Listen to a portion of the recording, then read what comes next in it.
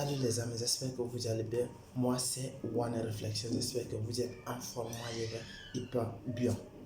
Qu'est-ce qu'on va aborder dans ce matin, dans cette vidéo? Et avant de commencer, si vous n'êtes pas abonné à la chaîne, essayez de vous abonner et me laisser et abonner et activer la cloche de notification pour ne pas rater certaines de mes vidéos, les nouveaux vidéos qui vont sortir et vous allez comprendre.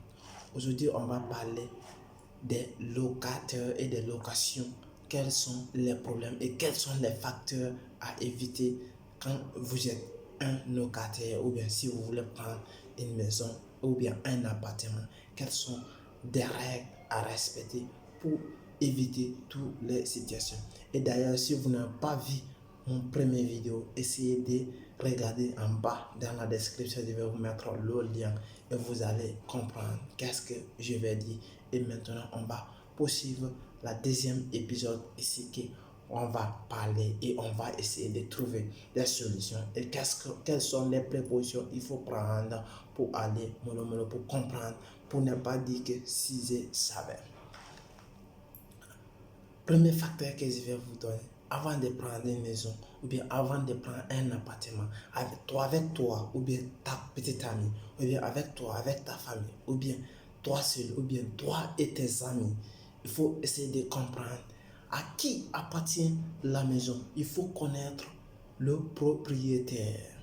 Il faut connaître le propriétaire. Voici une règle que vous allez respecter totalement. Il faut connaître le propriétaire. Parce que si vous ne connaissez pas le propriétaire, si vous avez acquis la maison avec une société ou bien un individu que vous ne le connaissez pas, ou bien ce qu'on appelle quelqu'un, une personne qu'on les a donné, on lui a donné la maison, que c'est lui qui va surveiller la maison. Il n'est pas propriétaire, mais il est un interprète, je veux dire, il est un interprète.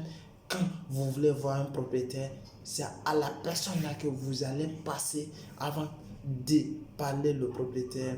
Si c'est ça des maisons, il faut vous méfier. Pourquoi je dis cela? Certains propriétaires des maisons ne sont pas méchants, mais ce sont les alentours qui sont méchants. Je m'explique. Pourquoi je dis cela? J'ai vu un exemple frappant. C'est pas pour laquelle je parle cela. Si je l'ai vu, c'est pour cela que je vais aborder pour réavertir et pour avertir certaines personnes. Si vous avez entendu, pour vous réavertir. Et si vous n'avez pas entendu, pour vous faire savoir et pour vous faire comprendre qu'est-ce que je vais dire et qu'est-ce que je ne vais pas dire. Vous allez le comprendre tout de suite. Allons-y. Pourquoi je dis cela? Je vais m'expliquer maintenant. Parce que j'ai vu un ami, il habite maintenant dans une maison, ça fait maintenant 3 ans, il est là-bas. Maintenant, ça fait maintenant 1 mois et quelques, le monsieur, on lui a coupé son courant et le gage. Premièrement, on lui a coupé son gage. Mais en Europe, imaginez, en Europe, dans le temps de froid, dans le temps de la fraîcheur, actuellement il fait froid. Si on te coupe ton gage ou bien on coupe ton courant, qu'est-ce que tu dois faire actuellement? Parce que normalement, pour couper quelque chose, on doit t'avertir. Et si on ne t'avertit pas, on vient, on coupe. Il y a des choses que le propriétaire veut demander. Soit il veut demander que vous allez sortir de sa maison ou il veut que vous allez augmenter son prix. Voici, mais pour ça, on doit t'avertir tout ça là. Mais on ne doit pas couper le courant dans ta maison comme ça sans t'avertir. Ou bien on ne doit pas couper parce que ce n'est pas eux-mêmes.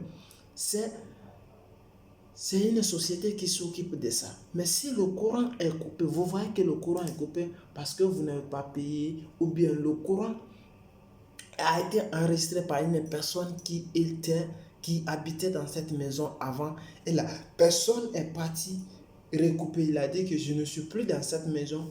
Et si vous, au moins que vous avez fait votre contrat de maison, et si ça trouvait que vous n'avez pas bien éclairci les points là, que vous allez enregistrer les choses là dans votre propre nom, ou bien la personne, il veut faire la mafia, ou bien il veut faire le mafia, il laisse votre l'ancien nord là-bas, que le courant ou bien le gaz a été enregistré, ils vont essayer de vous couper et vous allez avoir la coupure de courant ou bien la coupure de gaz parce que vous n'avez pas bien compris, parce que la personne qui habitait dans cette maison, premièrement, il est parti, il a fait la déclaration à la commune, il a dit que je n'habite pas dans cette maison maintenant, dans cette zone maintenant, j'ai changé l'appartement, vous allez, je ne suis plus responsable, j'ai coupé et je ne suis plus là, vous pouvez le couper. Dans ce cas, si vous êtes nouveau dans cette maison ou bien vous êtes revenant dans cette maison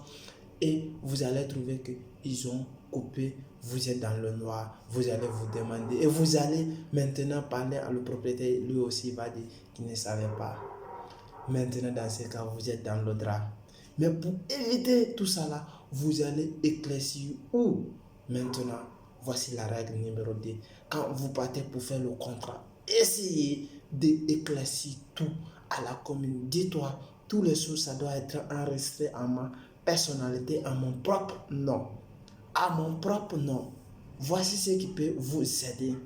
Voici mes frères, mes soeurs, ce qui peut vous aider. Parce que si toi tu ne connais pas, qu'est-ce que tu dois faire? Et qu'est-ce qu'on doit faire pour... Parce que tu dois connaître certains points. Si toi tu n'as jamais pris une maison de ta personnalité, ou bien tu habitais avec des gens, ou bien tu étais subordonné dans une maison, tu ne sais pas comment ça fonctionne. Voici, je vous ai expliqué certaines règles qu'il faut comprendre si vous voulez vous habiter à une maison ou bien si vous voulez prendre un appartement. Je vous ai prévenu qu'est-ce qu'il doit faire pour éviter les coupures de courant et les coupures de gaz. Parce que si vous ne payez pas, ils vont le couper. Et ce sont des règles à respecter. Ce sont des règles à respecter et vous devez le savoir premièrement avant de rentrer une maison et vous allez le savoir. Voici ce que je vais aborder encore. Essayez de bien éclaircir les choses à temps. C'est pas où et quand je vais vous dire, c'est quand vous partez à la commune. Essayez de demander ce que vous n'avez pas compris. Dites-le, j'ai le courant, le gaz, ça doit enregistrer à mon nom personnel. Si c'est enregistré à votre nom personnel, j'espère bien ça va vous aider. Mais si vous ignorez cette facteur, et ça va vous arriver la coupure et le coupure du courant et le coupure des gaz. Et pour éviter ça, parce qu'il fait froid en Europe, il fait froid. Si votre maison, il n'y a pas gaz, il n'y a pas courant, comment vous allez cuisiner et comment vous allez être connecté, comment vous allez chauffer votre maison, vous allez tomber malade par la fraîcheur et ça va vous créer des problèmes. Ça va vous créer des problèmes. Pour éviter cela, il faut réclassifier tout parce qu'il y a des propriétaires malhonnêtes des maisons, des propriétaires des maisons et des propriétaires des appartements qui ne sont pas clairs. Mais c'est à vous de réveiller votre jeu et comprendre comment ça fonctionne. Si vous ne connaissez pas, approchez-vous à des personnes qui connaissent cette situation. Il va essayer de vous expliquer.